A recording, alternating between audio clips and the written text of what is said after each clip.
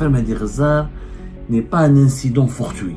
L'affaire Mehdi n'engage pas réellement Mehdi Hazar. Mehdi n'est que l'instrument d'un plan machiavélique qui vise à déstabiliser encore davantage les relations algéro-françaises. L'affaire Mehdi n'a qu'un seul but, empêcher toute réconciliation possible et imaginable entre Alger et Paris. Mehdi a bluffé, il a menti, il a manipulé la PS. Il n'a jamais été arrêté, il n'a jamais été placé en garde à vue, il n'a jamais été inquiété par la police française. Sauf que l'affaire Mehdi a été enclenchée par la PS. La PS est une institution publique. C'est, encore une fois, la voix officielle de l'État algérien sur la scène nationale et internationale. L'actuel ministre de l'Intérieur français, Laurent Nunez, il est attendu depuis un mois à Alger. Et on avait espéré une sortie de crise. Il y a l'affaire Mehdi qui éclate, qui fait éruption de nulle part. On voulait entraîner l'État algérien dans une manipulation, dans un plan pour torpiller la visite de Laurent Nunez. L'objectif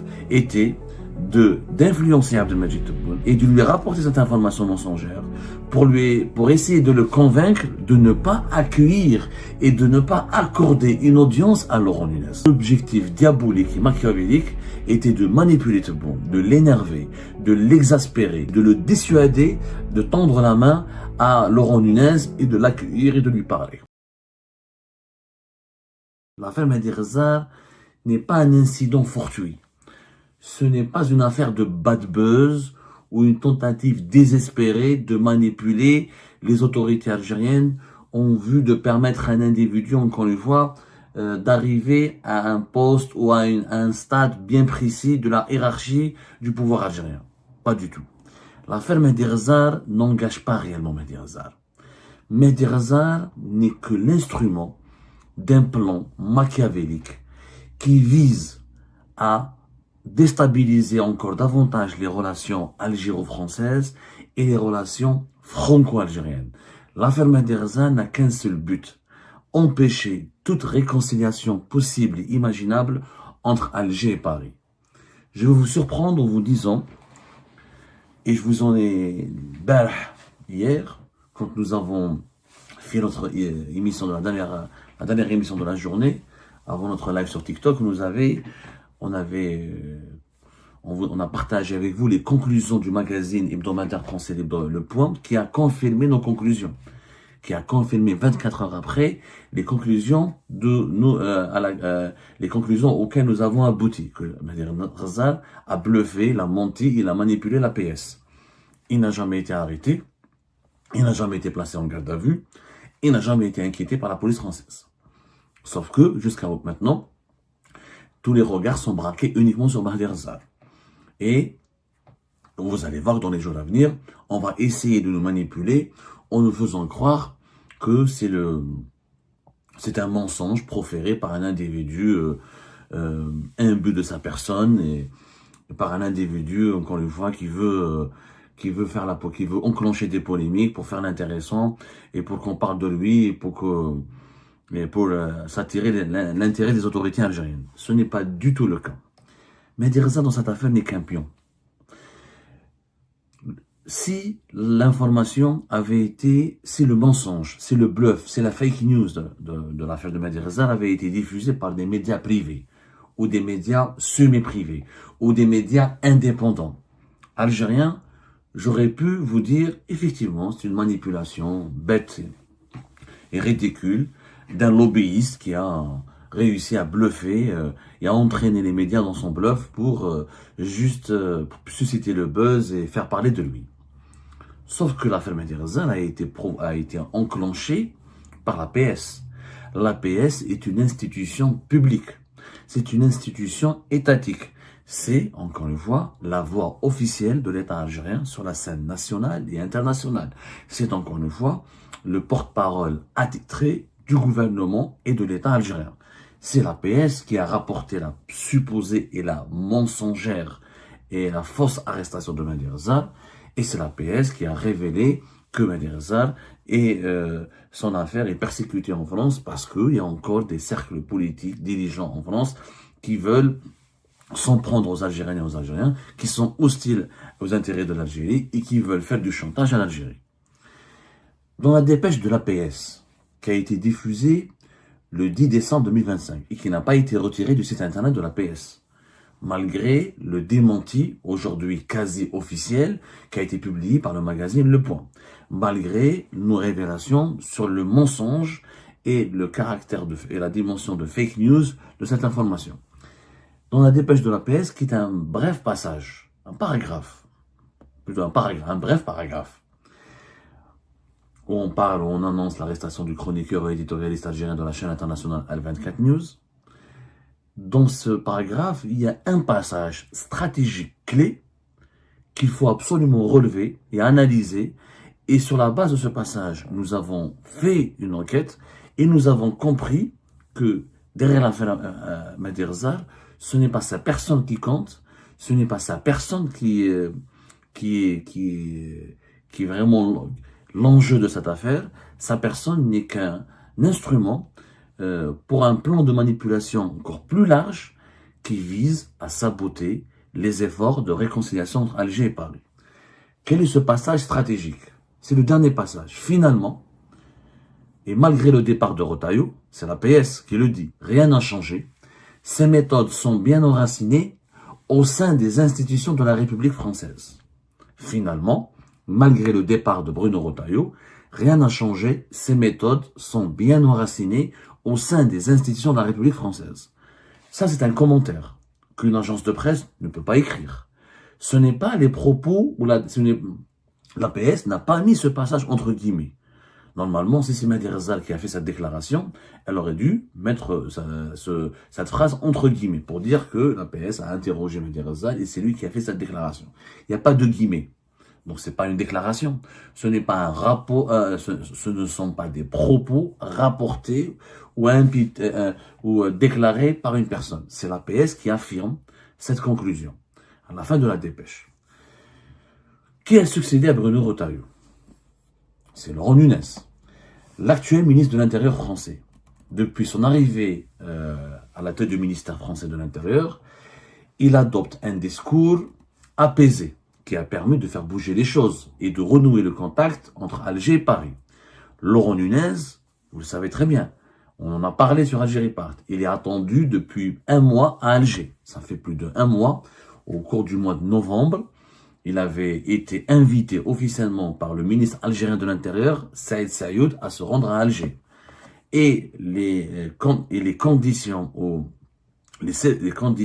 permettant cette visite font l'objet de pourparlers entre Alger et Paris depuis plusieurs jours, depuis plusieurs semaines.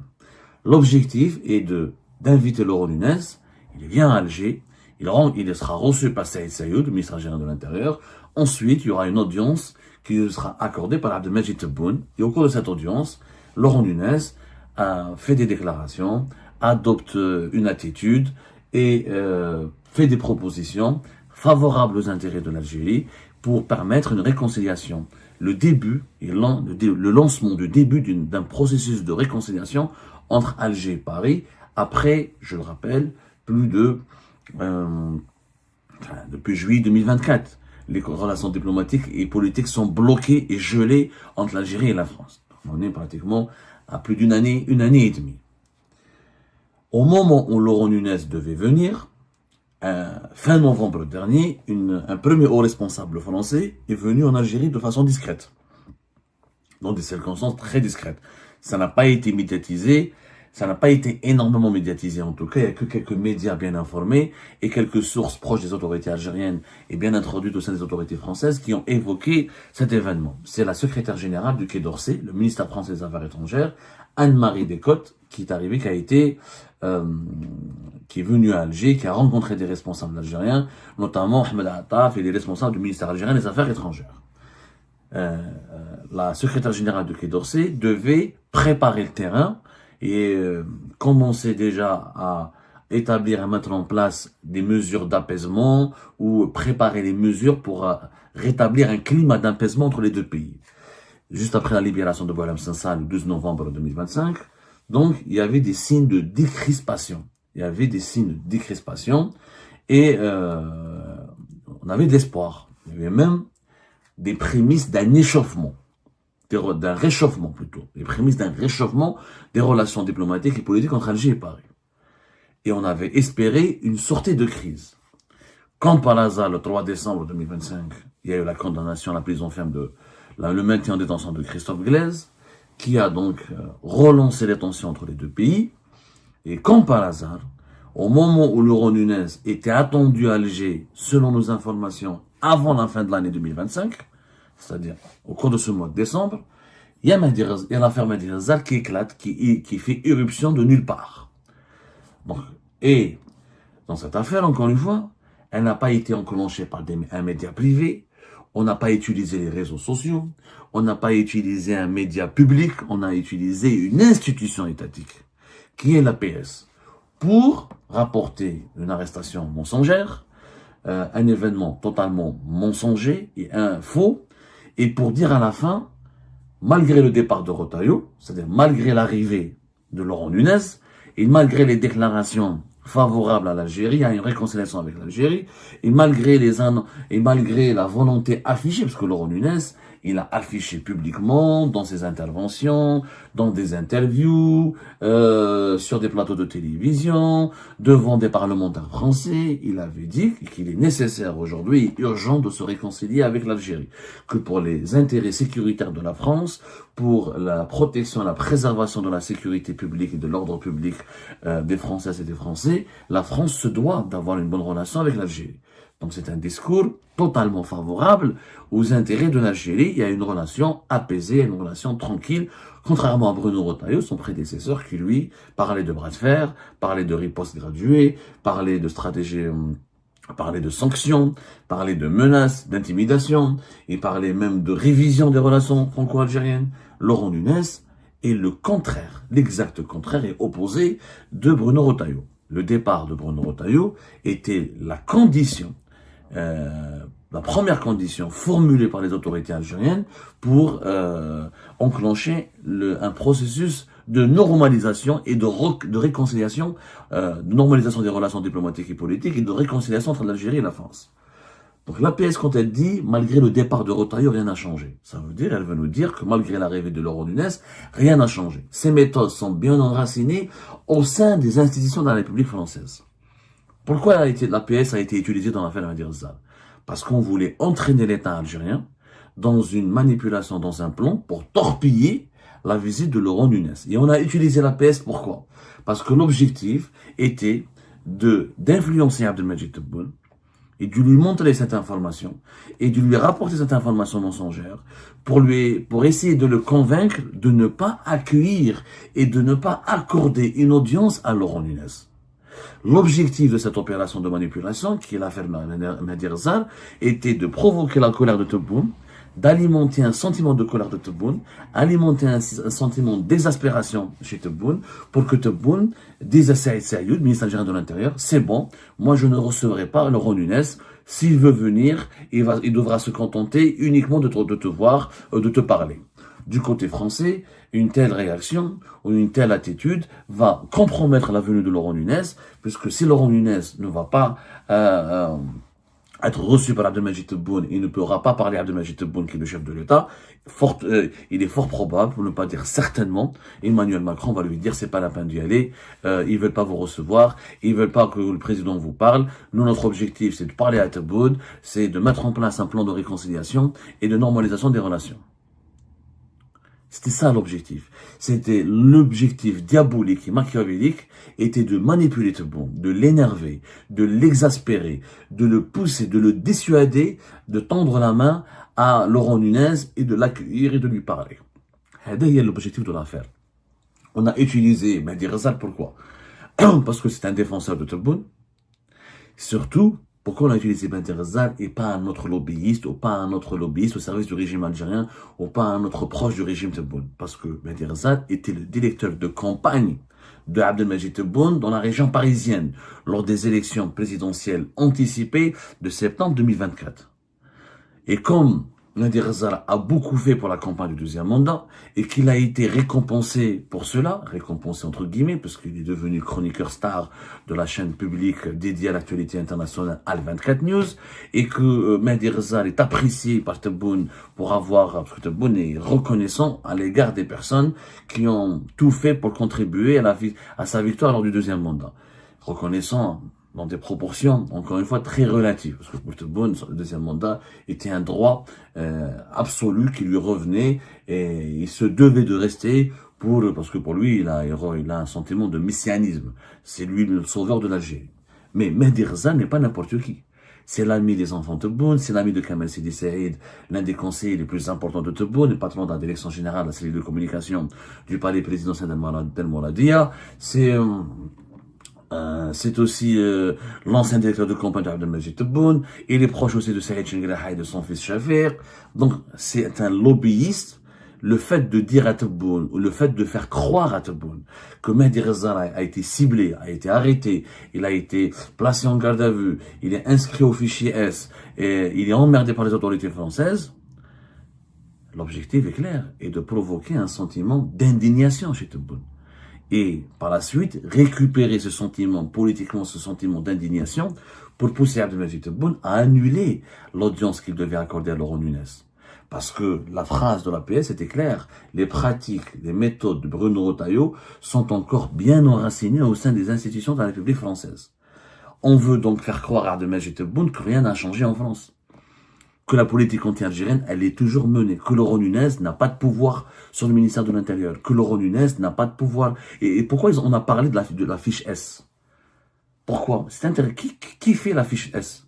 Qui gère, qui inscrit les personnes, qui inscrit des individus français ou étrangers au fichier S du fichier des personnes recherchées en France? C'est la DGSI, la Direction Générale de la Sécurité Intérieure. Qui gère la DGSI en France? C'est le ministère de l'Intérieur. Vous voyez un peu? On a voulu faire croire à Tebboune que Laurent Nunez n'a pas de pouvoir sur la DGSI, que Bruno Retailleau et son clan sont toujours puissants au plus haut sommet du ministère français de l'Intérieur, que la DGSI française demeure toujours anti-algérienne, qu'elle continue sa politique anti-algérienne, et qu'elle continue de menacer ou de harceler ou d'intimider les personnes qui ont soutenu Abdelmajid Tebboune ou qui travaillent directement pour le clan Abdelmajid Tebboune. C'est ça le but, parce que l'information d'un fichier S n'a aucun sens. En France, quand la police procède à l'arrestation de quelqu'un, elle ne lui dit pas que tu es fichier S. Elle n'a pas le droit. Au contraire, l'objectif de quelqu'un qui est inscrit au fichier S est qu'il ne doit pas le savoir, parce qu'il doit être surveillé. Il est sûr, c'est un outil de surveillance qui ne permet pas d'arrêter les personnes.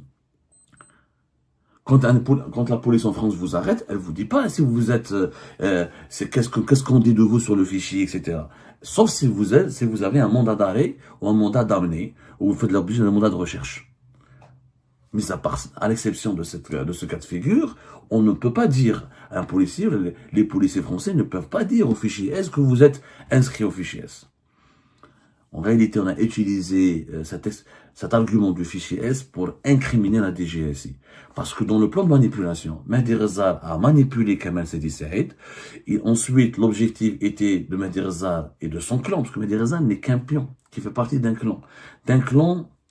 Un jour, on parlera de ce clan-là. Un jour, on attend comme des informations, la stratégie du clan qui utilise Mehdi Ghezal. Problème, mais l'objectif, encore une fois, était de manipuler Kamel Sidi Saïd, qui est l'un des conseillers les plus proches et qui jouit de toute la confiance d'Abdelmajid Tebboune.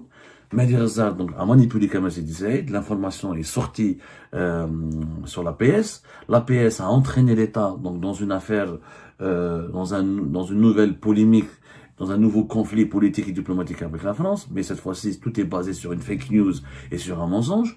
Et l'objectif surtout est de communiquer à Tebboune des informations qui n'ont pas été publiées par l'APS, l'objectif était d'embrigader, d'endoctriner et de manipuler Kamel Sidi Saïd pour l'envoyer chez Tebboune et pour que Kamel Sidi Saïd essaie de convaincre Tebboune de ne pas accueillir Laurent Nunez, pour ne pas recevoir Laurent Nunez au palais présidentiel d'El Mouradia, pour influencer Tebboune et l'induire en erreur en lui disant c'est la DGSI française qui est toujours contrôlée par les anciens de Retailleau, Laurent Nunez n'a pas encore le pouvoir, il n'a pas encore fait le ménage au niveau du ministère français de l'Intérieur, et tant qu'il ne s'est pas débarrassé des relais de Retailleau, on ne peut pas l'accueillir, ça ne sert à rien, c'est pas dans l'intérêt de l'Algérie. C'est ça l'objectif diabolique. C'est pas un peu comme les manipulateurs à ce niveau-là. Ils ont une ruse, mais c'est une ruse. Ils sont capables de trouver des ruses hallucinantes, mais vraiment hallucinantes, juste pour faire passer, parce que il faut lire entre les lignes. Cette affaire de Mehdi Rezar, elle nous a été présentée comme un cas d'un individu célèbre dans les médias et proche du régime algérien, et c'est un cas de persécution. Ça n'a rien à voir. Ça, encore une fois, il faut chercher la vérité qui se cache derrière les mensonges. Un grand écrivain français disait, c'était Cocteau, il avait dit, je suis un mensonge qui dit toute la vérité. Il y a des mensonges qui cachent des vérités, ou qui veulent dire d'autres vérités, dissimuler. Quand on n'arrive pas à dire certaines vérités, on utilise les mensonges. En réalité, la vérité qui se cache derrière le mensonge de la femme Mehdi Rezar est qu'il y a un cercle du pouvoir algérien qui veut manipuler Abdelmajid Tebboune et l'empêcher de se réconcilier avec la France. Parce qu'une réconciliation entre Abdelmajid Tebboune, le régime Tebboune et Paris et la France ne fait pas les intérêts, n'arrange pas les intérêts de ce clan et elle risque d'affaiblir ce clan. Elle risque de provoquer sa mise à l'écart, parce que, vous le savez très bien, en Algérie, il y a certains cercles malveillants qui prospèrent, qui s'enrichissent, qui se renforcent quand l'Algérie est instable ou quand l'Algérie elle est en proie à des problèmes structurels, ou à des problèmes internes et externes, à des problèmes intérieurs et extérieurs. Plus il y a des problèmes, plus certains cercles malveillants peuvent prospérer, peuvent s'enrichir et peuvent devenir très influents.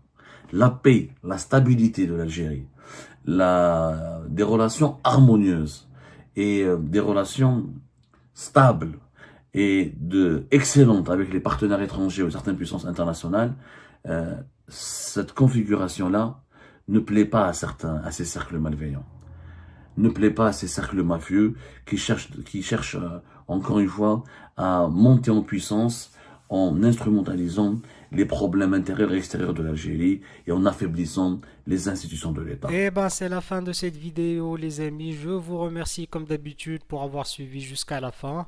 N'oubliez pas de nous laisser vos commentaires et vos réactions sur la vidéo et de vous abonner à la chaîne si vous n'êtes pas encore abonné. Et merci aussi pour vos commentaires et vos discussions très animées dans la section des commentaires. Donc, vous n'oubliez jamais de décortiquer bien un sujet sur tous les points qui ont été abordés dans la vidéo et ça fait vraiment plaisir quand moi-même je ne fais pas de commentaires, je m'appuie sur vous pour que vous puissiez bien expliquer les choses et en faire des discussions civilisées et dans tout le respect possible. Donc voilà, merci beaucoup et à la prochaine dans une nouvelle vidéo. Au revoir.